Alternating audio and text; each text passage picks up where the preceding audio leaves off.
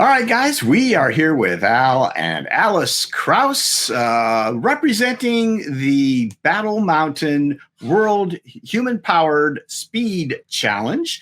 And they have been doing so for a while, and I'm really anxious to have a chance to sit down with them now and talk all about this great event. So, Al and Alice, welcome to the Laid Back Bike Report.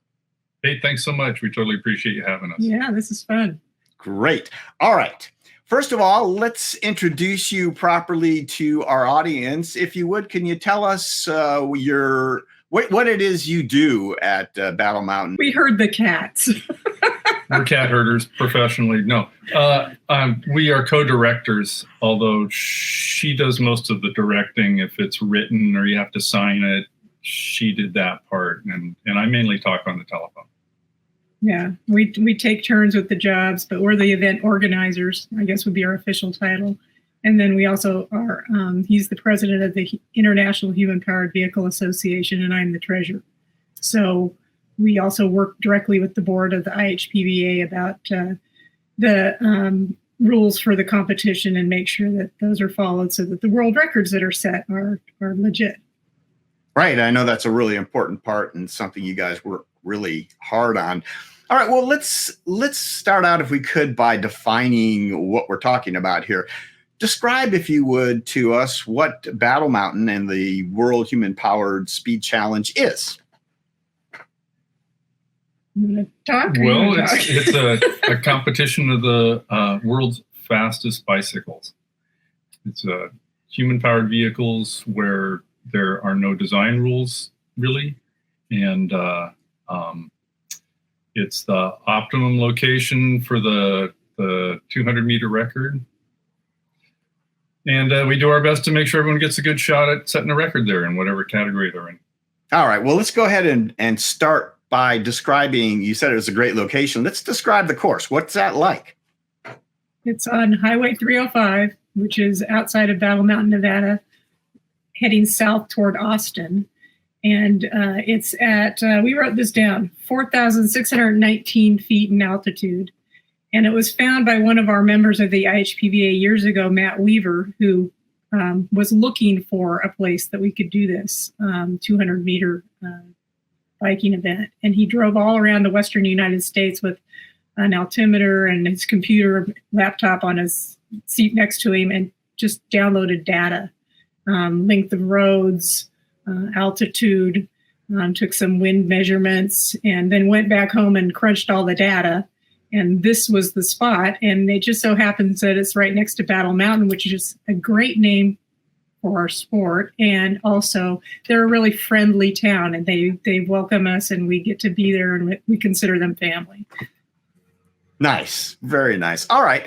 So there are different sorts of bikes that race there, and they can be sorted into categories as well. Can you give us an idea about the categories of racers there?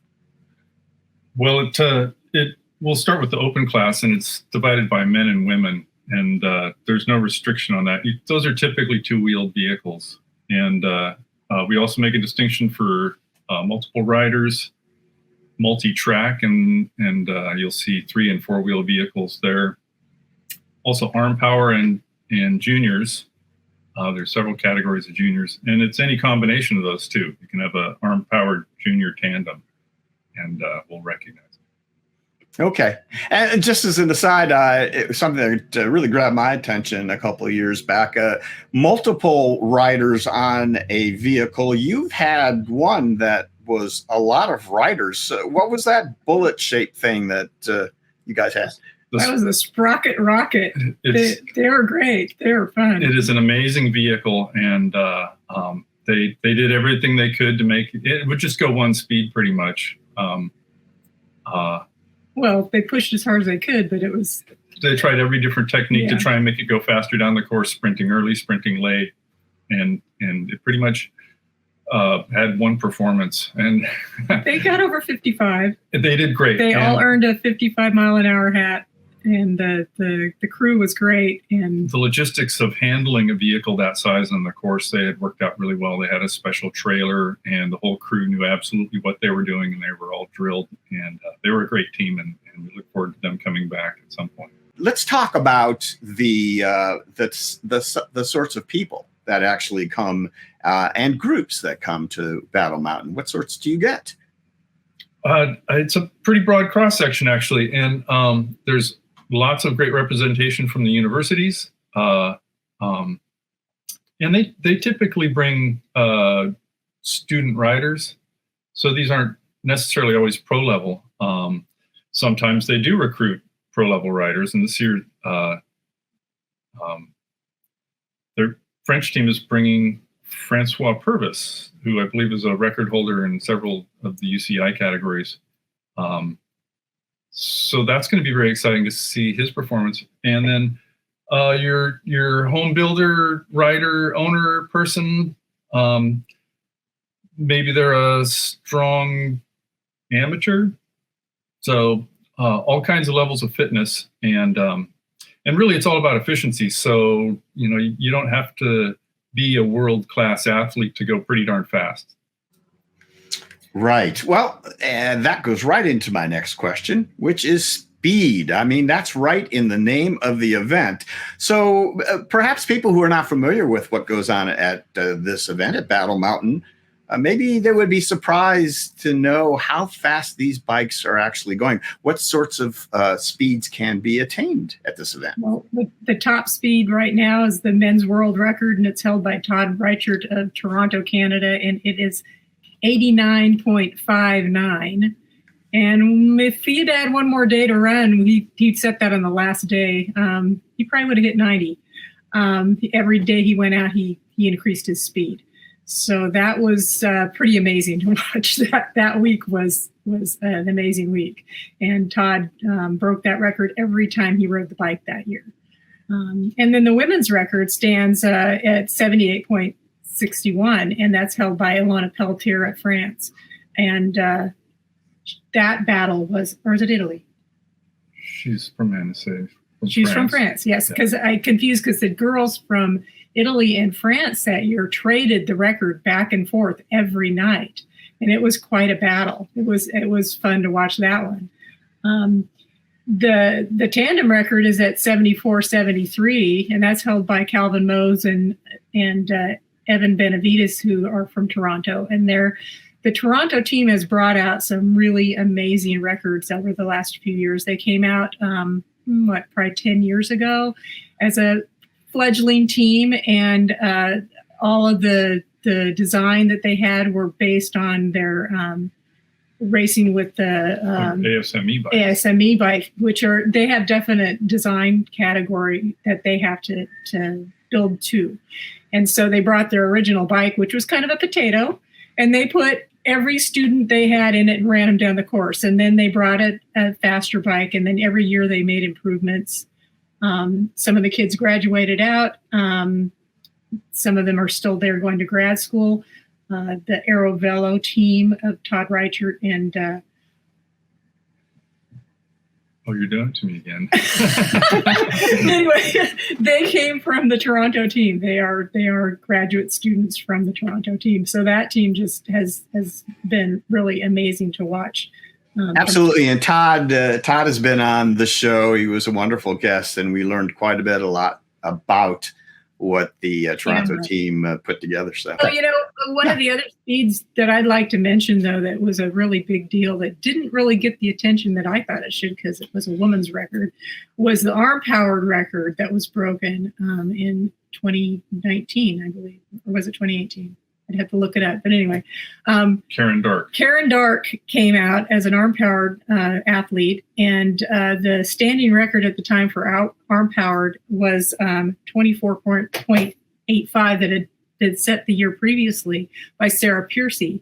And Karen Dark came out, and she slaughtered that record. She took it up to 46.54. First time she went out, she bumped it up 20 miles an hour. And every time she went out, she broke that record again. So a 20 mile an hour increase over the standing record was amazing. It was huge. And she just did it so easily. It was just beautiful to watch. It was, and I don't think she got enough attention for it. I'd like to give her more of a shout out. I think she really, really deserved way more world attention about what she had done. No doubt. No, that's great. You mentioned earlier about this 55-mile-an-hour hat. What is the deal with the hats? Oh, you want to see a hat? I can get one. That would be awesome. And get the hat and then explain what those are. Well, they're pretty much racing for hats. We do award some trophies, and they pretty much, though, the hats are the thing. You for each 5-mile-an-hour increment, starting at 50, you get a new hat, and it's a different color. So this is a 50-mile-an-hour hat. It's brown, and that's the lowest speed that you can go to earn a hat. And we get juniors, beginners, trikes, arm power vehicles, some of the lower speed vehicles. Getting this hat is a big deal because sometimes getting over 50 is really hard for some vehicles. So that's your first hat. And then, of course, everybody, the goal for years was 80, hit 80. We couldn't get anybody to hit 80 for years and years. And so when people finally started hitting 80, we thought that was worth flames. So your 80-mile-an-hour hat has flames. And the first one of these was awarded to Sam Whittingham. And he's kind of a low-key Canadian. And so he said, if I ever go 85, I don't think I want anything that's really that flashy. It kind of attracts a lot of attention. So when he hit 85, he got this kind of boring hat. But that's a plain Jane hat for sure. But when Todd won it, I made the comment that it matched his wife's hair.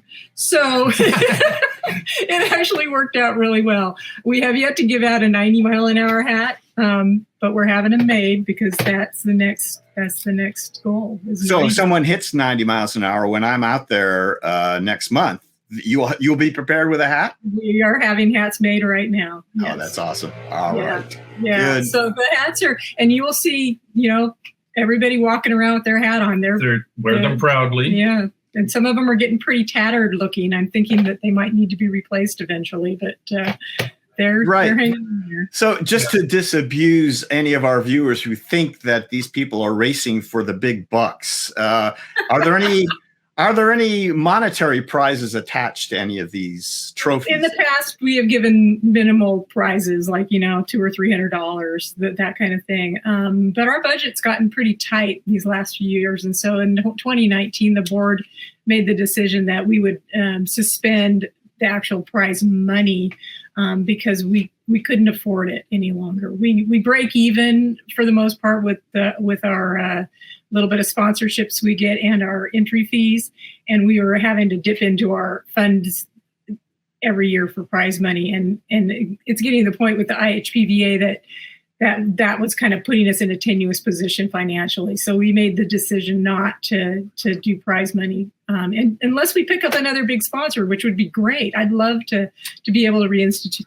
Well, let's just for a moment stop and talk about that. If there was someone who had some funds that they just didn't know what to do with and really like what you guys are doing out there and the whole notion of trying to be the fastest human-powered vehicle in the world, how could they help? Well, monetary donations. We are a 501c3, and we can give a tax-deductible receipt for any donations that we receive. And we would put that into the budget, and then we utilize it for whatever we need for each year. This year we're buying new radios, which has been a real issue, and they're expensive. We have to get the good radios that will cover the entire course, which is over 6 miles. And we pay flaggers to run our closed course. We have to run it like road construction. We can only open and close the course for 20 minutes at a time. So we pay them a good wage because they keep us all safe, and they are absolutely required for our permit to be out there. And so, if we had extra money in the budget, it goes to prize money. That's kind of where we've always put it. Alice, how could this person wanting to make this donation get a hold of you? Contact information is on the IHPVA website, and they can call, or our phone number and our email address are there. And or they can send a Facebook message at either our IHPVA Facebook page or the World Human Powered Speed Challenge page, and any way they'd like. We're pretty easy to get a hold of. Good, and we will have those. Links in the description below the video here. Guys, could you at this point share with our audience maybe a couple of 3 highlights from your years at Battle Mountain? What impressed you over the years? It started in 2000 with a group of enthusiasts that borrowed our timing equipment, and they had a few bikes that came out. And then through 2001 and 2, they developed the systems that we still use today, and the core of volunteers and the people that do what they do. But in 2003, the original organizer said, it was kind of last minute. He said, we can't do it. I have to cancel. And everybody was so just devastated. They were planning on going. People were planning on following it. We were all avidly following. And a bunch of us said, we can come. And there was this huge response, and probably at least 10 or 12 of us came for the first time. And we kind of put our heads together with George and Carol Leone and said, can you kind of run it and we'll come and do whatever? And they said, yeah. And other people kind of put their hands up, and we all showed up that year and started, doing what we do. And then developed more systems that Carol was really good at putting together the paperwork that we follow, because a lot of it was just, you told the next person that was running it how you did it, but it wasn't ever put down on paper. Carol did that. And it has become, gradually streamlined as far as all of the things that how we do what we do to make it work. And, but it really 2003 was kind of the beginning of it growing to what it is now. So that was pretty important. One of the big things that Al was always a big proponent for was turning it into an open.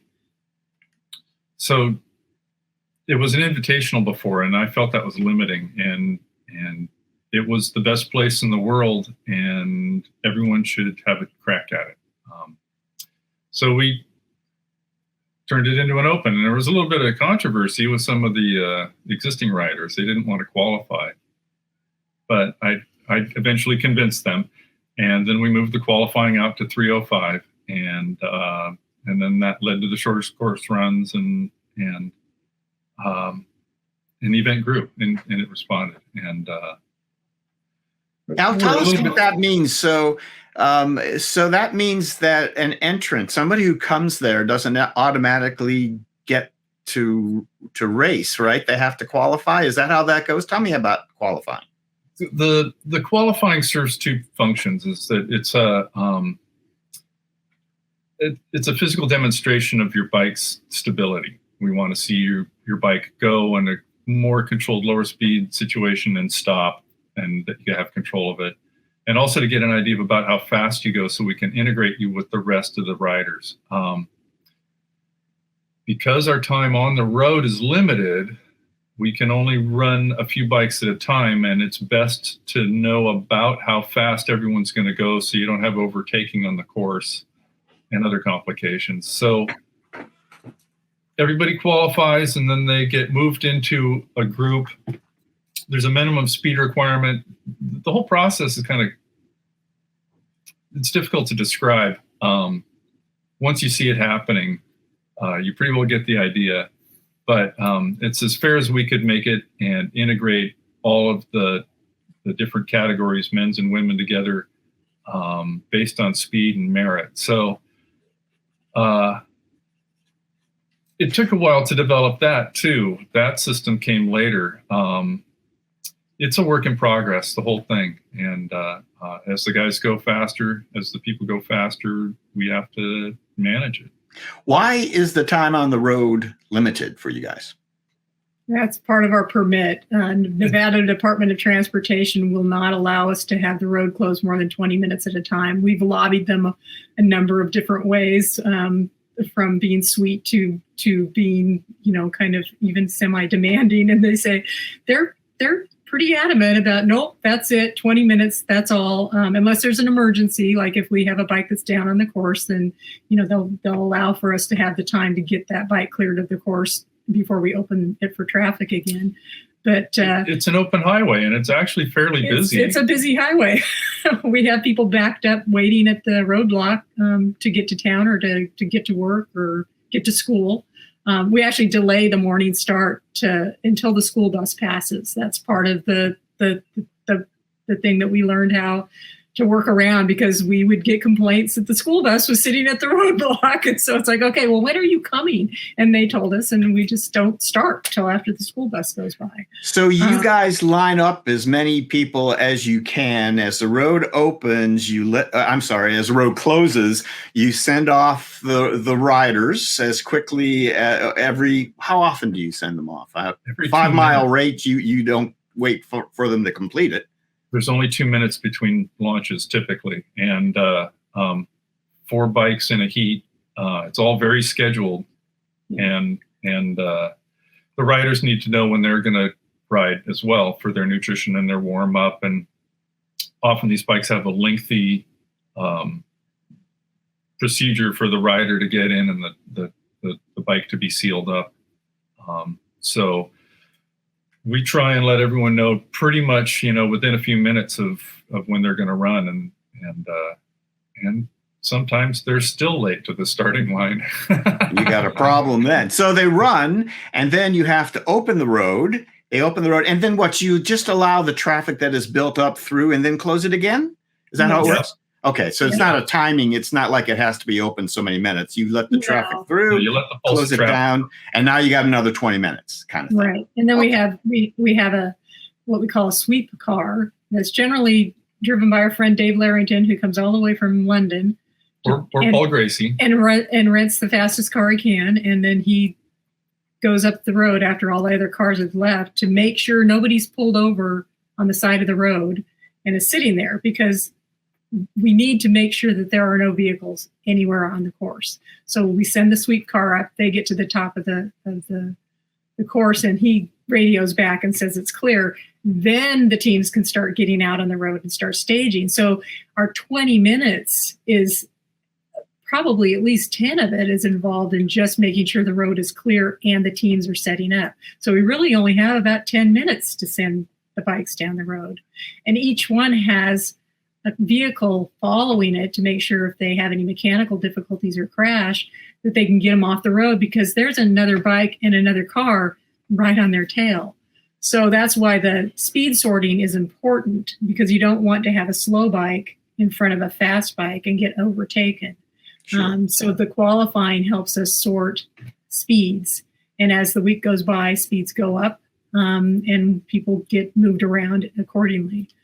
So there's a certain amount of positioning that we have to make sure is accurate enough. And we've been surprised. I mean, we've had 3 bikes in catch at the same time that we all had to scramble to make sure we caught them all. It gets to be kind of a rocking and rolling thing down there. And it's... Yeah, if one bike throws a chain or has even a minor technical problem, another bike can catch it. And then you'll have a situation where maybe there's 2 bikes in the timing traps at the same time, and the timers have to sort things out. But and it's not as though these streamliners have great visibility around them as to what's going on, because they can pretty much most of them see through a monitor of what's in front of them. Is that very limited field of view, and it's out the front. So if somebody's behind you, you don't have any idea. Yeah.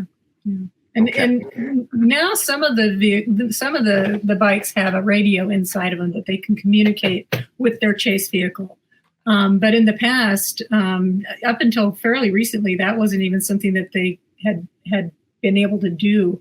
The carbon fiber of the bikes kind of interferes with the radio transmissions. So some of the vehicles do have communication, but most of them don't. So you just have to kind of watch your bike and see what it's doing. And we have a way that we teach them how to signal if there's a problem. They'll go over into the other lane so that their chase vehicle knows something's going on. Like maybe they dropped a chain or something's happening in the bike that the chase vehicle can't see. But a lot of it is intuition. You know your bike, you know your rider. You can tell if they're on track. So it's that part of the event itself is probably the most nerve-wracking, having cars and bikes on the road at the same time. So we really have to watch. It's all about safety, and Yeah. and that's really our primary concern out there, is that would make it as safe as possible, eliminate as many natural hazards as possible, and hopefully everyone does the right thing when they're on the ground. Well, I'm glad you mentioned safety because, as you say, I know that's a huge part of what you do, and you need some help with that. You also, Alice, you mentioned Dave Larrington being in the chase car. So maybe our audience could be forgiven for thinking that this is just a two-man show, but I think there are some more people involved that you may wish to acknowledge. So if you could tell us about what jobs there are there at Battle Mountain to run this, and tell us about some of the people that you have working with you besides Dave, who's with you. Well, prior to the event, we worked directly with Paula Tomera at Lander County Convention and Tourism, and she's our person in town, and she helps us do all the things that we can't do physically because we're not there. And she has all the contacts with all of the different businesses and state entities. And so she is our person that helps us in the pre-planning of the event. And when we get there, her husband, Paul, owns a ranch, and he has a great big truck and a great big trailer. And he helps us haul all of the safety stuff, which involves about 125 bales of straw and about the equal number of pieces of plywood. And we have to put all of that out on the course, and it's a chore. And so we generally will get teams with young, strong backs to come help toss bales and do the job. So if you'd like to help with that, yes, there's openings available there. Saturday morning. We will need Perhaps you don't know me that well. I was planning on coming. I am bringing Trey Burgoyne with me to help me with doing some of the videoing, and I think we're going to fly a drone. Trey probably would be happy to move some bales of hay. I will check with him before the show tomorrow. Before you volunteer him. So, all right. So, what other sorts of? So you have officials, you have timers. What other sorts of jobs? And I got to give a shout out to our flaggers, the people that keep us out there on the road. They have to take the NDOT flagging course online and get certified. They have to pass a test, and our lead flagger, Jerry Ann Tout, has been out there with us since. She's been out there for 10 years? 15, I think. Years? Yeah, a long time, forever. She came and she and her friend came and saved our bacon the first year that NDOT said we had to provide our own flaggers, because prior to that, they used to come out and do it themselves. And so she finds people to come out and do the job, gets them trained. They all go out every morning before we even get there. They're out there at 5 o'clock in the morning getting the course ready and getting ready to run the roadblocks. And those guys, without them, we couldn't do the event. And then starting at the top, we've got the starter. Arnold. Yeah, Arnold. And he gets all the bikes lined up, ready to go, yells at them if they need it, makes sure that they're all ready, keeps the chase vehicles ready, and He runs the show at the start, and typically he has an assistant. We're not sure who that is this year. That might be one of those positions that's available. We can talk to Arnold. There's more discussion on the Facebook group. So Arnold and his wife, Marika, they travel all the way from the Netherlands to do this. They love this punishment, and they come every year to help us. And without them, we'd probably be pretty lost. The first year they came, they just stepped into some pretty important roles, and they like doing it, and we love them. They're doing it. We depend on them. We don't have to think about managing them in any way. They do the job. Then our timers, we wouldn't be able to do the job without them. So they also are very important.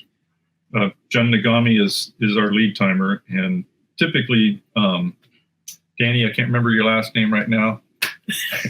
You read it all the time. I know. And Danny's there running the wind machine. Marika is often there to watch them to make sure they're in line, and she heads up the communication at the timing area. She's great on the radio. She's in the middle of the course. It's a pretty critical position, and we would be lost without our volunteers.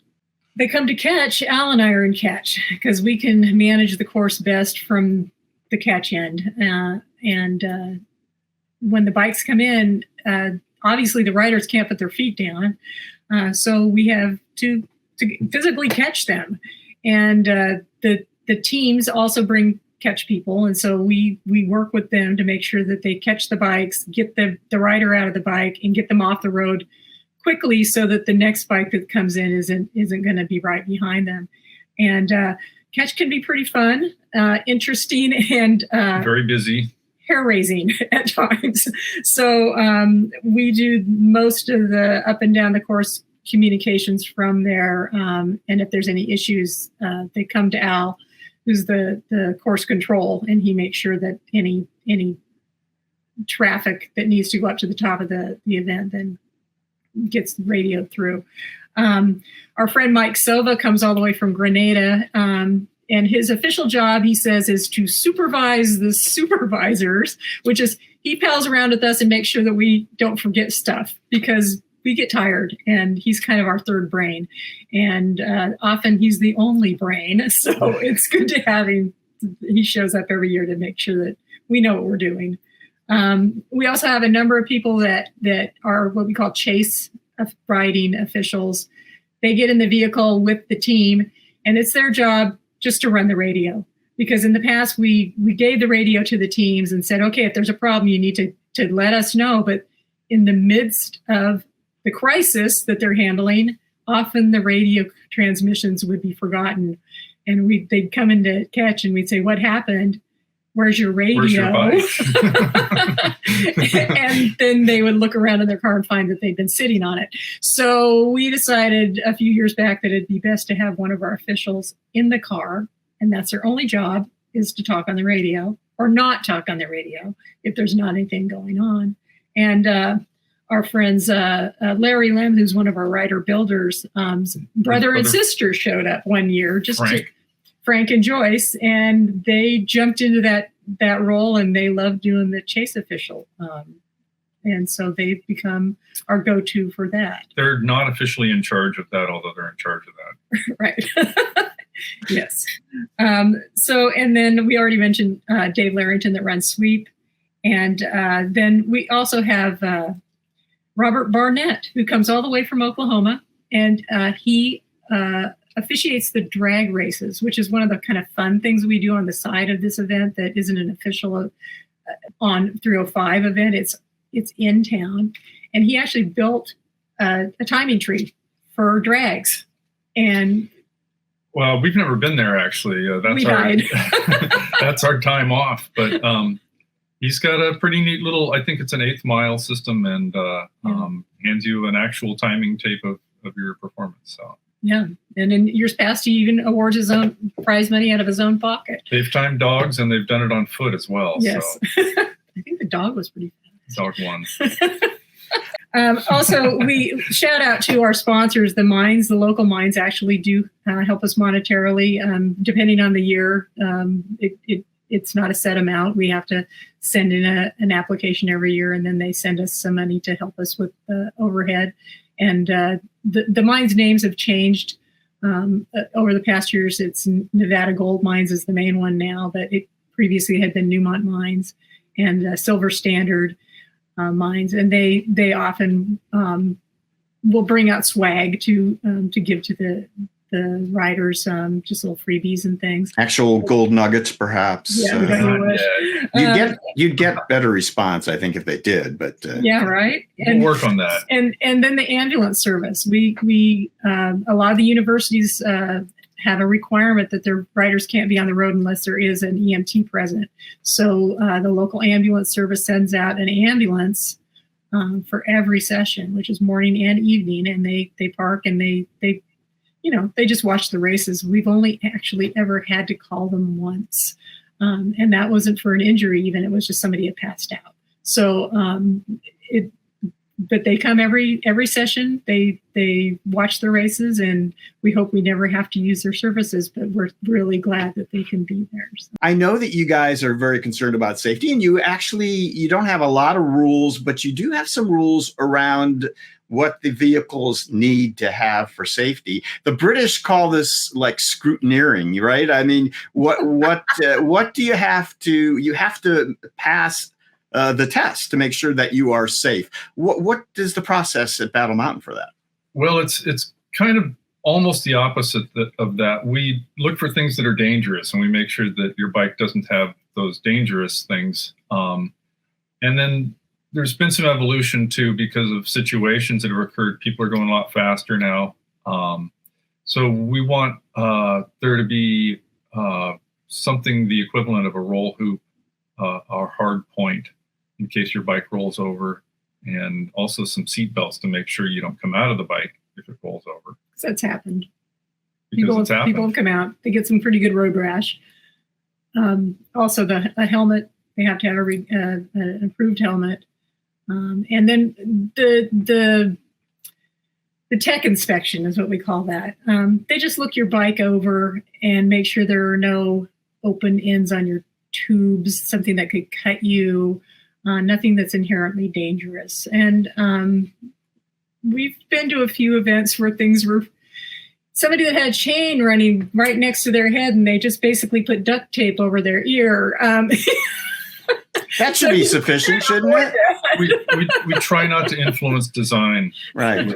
So you made them put 2 layers of duct tape to make sure that they were safe. We were running that event. That was one of our first events. And it's come a long way since then. And who does those inspections? Generally, it's Arnold and Hans van Vlucht, and it sort of depends on who's there, what in different years.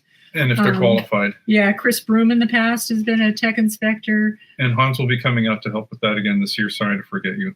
Oh, really? Yeah. Oh, I didn't know. Yeah. Oh, okay. But they're just not bringing a bike. They're just not bringing their bike. Oh, okay. I'm glad we brought that up. That's nice. Sorry. Nice. Hans and Ellen. Yeah. Usually they are racing. So that's nice. They'll be able to help. Very, very good. Great. All right. Let's jump forward then. We've kind of talked about the past and how this all fits together. Let's talk specifically about what's coming up next month. What do you guys hope to see happen this year? What are your expectations in general for Battle Mountain this year? Well, we feel like we set the table, and then so we're hoping that we can provide all the stuff that we need to do, just the basics, and that the weather cooperates and the wind is low, and the rest of it really is up to the riders and the teams, and to give them the best opportunity they can to go as fast as they can. It's kind of what we're trying to do every year. There's some new challenges this year with COVID, and we're scaling back some of the mass participation stuff that we do. So just trying to keep everybody safe from that too. Yeah. That's kind of where we're at. Yeah, we usually have some pretty large group events that we decided this year we would just not have. We will bring them back in the future, but because this is our first time back since 2019, so we just want to make sure that people are traveling from all over the world, exposing themselves all over the place. So we just want to make sure everybody can be as safe as they can be. And then the other thing this year is that there's potentially a new world record could be set in women's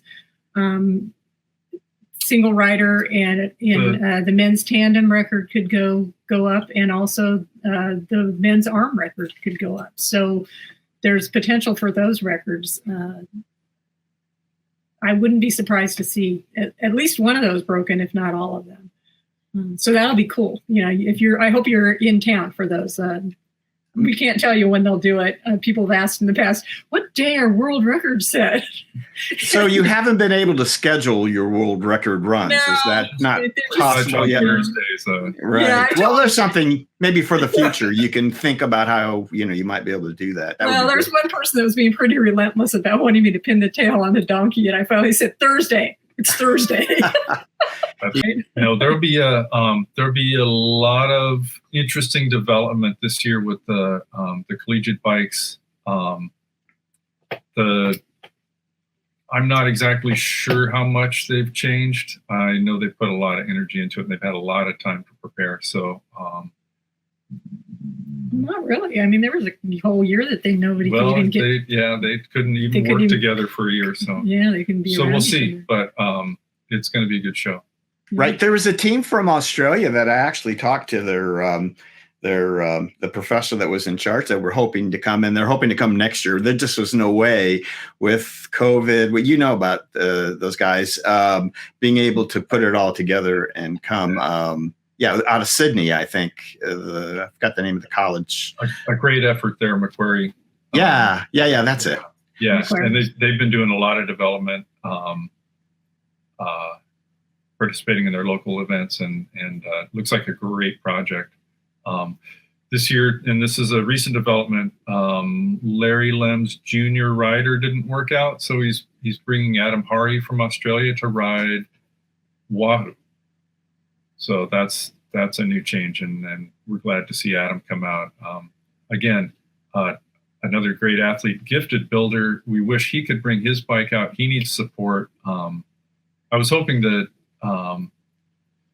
by having this event in one spot every year and generating all these records, that the teams would be able to get more support, and the university teams do real well. They put a super amount of energy into it too, and but they have resources that the individual or small teams don't have, right? They do, and we still, we recognize we're a Cinderella sport. Not everyone's heard of us, but we're going to do our best to keep this event happening at the same time in the same place, and hope the word finally gets out. Absolutely. All right. All right. Let's get to what it is you want to say to the folks that are going to participate this year in Battle Mountain as the co-directors. Perhaps most of them are watching at some time or other before the event actually takes place. You have the stage. Alice, what are you saying to the folks that are about to race next month? Well, my what I always tell them is to go fast, stay safe, and have fun. And every year I tell them to do that. And then I also tell them the first night, we have a mandatory meeting for all the teams so that they can get all the information they need, get signed up for racing if they haven't done it yet, and tell them that while they think they're there to set world records, they're actually there, and it will be a really good event if I don't have to yell at them, because I don't want to yell at them. But we will if we have to. It's a big family, and often we feel like our role is more parental. Don't make me mom you. and everybody knows everybody else there, and I think that. Well, no, we have newcomers. Well, and we welcome by them. The end of the week, we're all pretty bonded, and it's unusual for a competition that you have this kind of feeling of and see this kind of mutual support where teams are helping each other with parts or labor or advice, and it's special and it's unusual, and we're trying to hang on to that as we grow, so we don't want to lose that part. So yeah, they all become part of the family, and we every time we have a wrap-up meeting after we've been out racing, first thing we ask is there anybody new in the room, so that they can be introduced and everybody says hello and welcome, and so that we all get to know each other. It's not anonymous. You don't get to come and be anonymous. We're gonna make sure that everybody knows who you are. So get ready for that. Yeah, get ready for that. And if there's anyone thinking about racing at Battle Mountain in future years, that sounds like a really fun, encouraging kind of it's a nourishing atmosphere for those that want to build and learn, isn't it? Absolutely. Even if they're not participating, even if you just come out to see it and you're thinking about doing it, do so. You get to meet everybody, from the beginners to the world record holders, and it's just a super experience. It's and being out in Battle Mountain, I think the environment kind of lends to that. It's pretty extreme. It can be. So even out there, you might have to give someone some water or loan them a coat. Shoes. All of those things have been forgotten in the past. Okay, noted. I might need to just remember that. That's right. So, okay. Yes. Yeah. And Okay, great advice, folks. There you go for the participants. You'll get a lot of help from these two right here, but do not make Al and Alice furrow their brows. Okay, that was, I guess, the lesson there. All right, and then pretty much lastly on this, what about spectators, people that are coming, people that might think about coming, like me? What is there to see for spectators? Do you encourage them? How about making spectators into volunteers? What is that all about? What do you think? It happens regularly. yeah, if you're not careful, we'll hand you a radio and send you somewhere to do something. Yeah, we often recruit from the people that show up to help us out there because we're shorthanded, and we've gotten some of our best volunteers that way.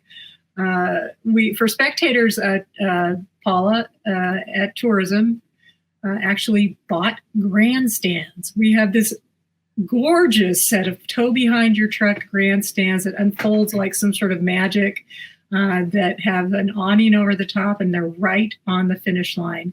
And spectators now that we also got a little road pulled in there so people can actually drive up and park next to the bleachers. And we don't let them out until the racing's over or the road is open, but they can now park there, sit in the bleachers and watch them hit the fastest speed at the finish line. And it's really improved the number of people that can go out and actually enjoy the event. So that was a big deal when Paula did that for the event. And, we encourage spectators to come to catch. They have to stay, back a ways so that they're not in our way, but catch can be fun, and they can bring chairs and sit down by the fence and watch what goes on. We don't really encourage spectators at the start. The teams are very focused, and you don't want to get in the way. Don't want to interrupt their flow. You don't want to get in the way. They're not as friendly there. It's more like a party at finish. Yeah, but we have another thing that we purchased for the event one year with Tourism was the big scoreboard, the big digital scoreboard. And so it'll actually flash the bike's speed as the bike goes through the traps. And then we often have one of our volunteers at the spectator area with the grandstands with a microphone that's just talking in general about information about the bikes that are coming and some history and just highlights. We usually get somebody that's pretty knowledgeable about our history to do that. And Paul Gracie in the past, he was one of our past presidents for the IHPVA and has a great speaking voice. So he loves to do that for us. And others too in the past, Jonathan Woolrich and others have done that job. And it's really important because often the spectators are sitting there and they don't really know a lot about what they're seeing. And so that gives them some good context. And the nice thing about Jonathan is that with his British accent, even if he doesn't know what he's talking about, he sounds to us like he does. It sounds lovely. He knows what he's talking about. He does know what he's talking Jonathan about. definitely knows what he's talking about. Oh, he ran this event for 2 years. Yes. We're volunteers for him. Yeah, when we first showed up, he was the one running. It's the high desert, so it cools off at night. Don't forget your jacket, water, maybe a hat if you're going to be out there in the evenings watching. And shoes. Proper shoes. Don't wear flip-flops. There's actually scorpions out there. And thorns. All right. And tickets for the week-long event cost how much? $0. It is absolutely free. $0. So how are you going to beat that price? You'd have to pay them to make it better. You can help the cause by buying a T-shirt or a hat or a poster. We'll have those available. Or join the IHPVA. Join the IHPVA. Become a member. That supports the entire club, and it's $35 a year. It's a bargain. None of this sounds like it's expensive. So as far as supporting, so we encourage that as well. All right, let's finish up with your hopes for the future of Battle Mountain, guys. What, looking down the road after this year, what are your hopes? What do you see coming? And what are your hopes for Battle Mountain? Boy, golly, a permanent home is the big dream, and work continues toward that. But it's a long slog, and we may have to have 305 repaved before we actually get a home of our own. They talked on our previous program about the possible stadium thing. Do you want to not talk about that right now, or I don't even know? That's been a while, so well, maybe it's still it's in the works. We're afraid to talk too much about it because we might jinx the whole thing. But there is real improvement in the direction we're going as far as finally having a place that will be dedicated to what we do. It will be a multi-use kind of a place. Oh, and then we're going to, again, be looking for donations to build a facility. Yeah. Some major sponsors. And of course, we're looking to make it as state-of-the-art as possible and as optimized for what we're doing as possible. So we got 10 miles of brand new pavement in 2009, but it's deteriorated. It's, it goes through a lot of weather up there and also a lot of traffic. So we're looking again at, potentially having to repave that road in the near future because it's getting some very good cracks in it. We go out there and patch some things up when we get there and try to get some of the bigger divots out of the road that could cause a crash. But it's we can't fill every crack in that road. It's just getting old is all. Yeah. So we need to probably start up with the grant writing again. Absolutely. All right. So it sounds like there are plans in place and you guys you have your eyes on the future as well. So that's really great to hear for such a wonderful event that needs a little bit more exposure. So we're hoping to help out in that regard. Any final thoughts, Alice? No, just, if you're interested in what we do, come out and watch. If you think you might eventually like to compete, come out and see how it's done. We've had a number of teams that just send a team for 1 year just to look, to observe, to see how it's done, see who's doing what, get all the information that they can before they actually put together a bike and come racing. If you enjoy kind of quirky sports and quirky people, we are your destination. Battle Mountain it's actually very beautiful. It's high desert. There's not a lot out there, but it grows on you, and it's one of those places that you don't really think about as being a destination in particular because it's not well known or anything, but it is actually very lovely. And so just coming for a couple of days, a lot of people just stop by for a day or two to watch. The nearest towns on either side are Elko and Winnemucca, and they're each about an hour away. So it really is out in the middle of nowhere. And it's an interesting part of America, and I think that more people should go and experience it because it's beautiful. It's just beautiful. That's what I'm going to do. I'm going to come out and see you guys next month. I'm so excited to do that and see what goes on at Battle Mountain. Folks, you've heard from Al and Alice. Again, don't forget the donation aspect of this. We're going to have the information for the IHPV Association.